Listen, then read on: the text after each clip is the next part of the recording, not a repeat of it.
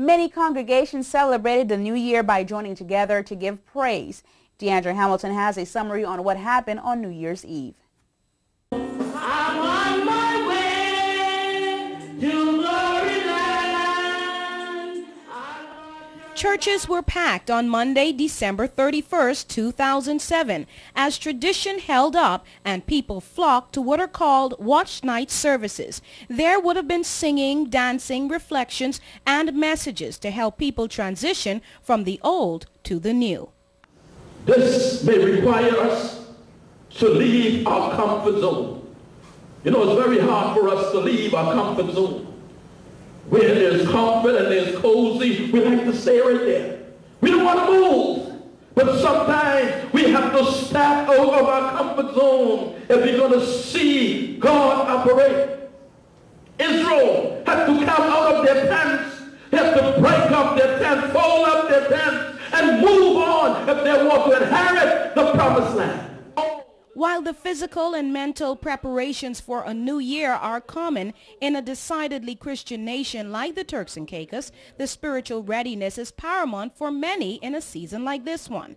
It is 2008, a new year, and pastors preach that 8 is God's number for new beginnings.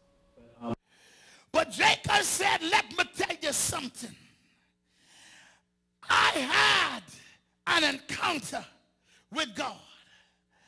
Jacob said, you don't have to tell me your name, but I'm going to call you God tonight. And Jacob said, I refuse to be lost. I may have stolen something, but you will fix my past tonight. I am not going to let you go until you fix my past. Interestingly, while watch night services today usher in a spirit of feeling freed from the old to embrace the hopes of a new year, the heritage of the church service suggests that the hopes of being free are deeper than many know and are actually linked to the abolition of slavery. History says that on December 31st, 1862, Watch Night was known as Freedom's Eve, and that the anticipation of being freed from slavery was what African Americans were primarily gathered in church about.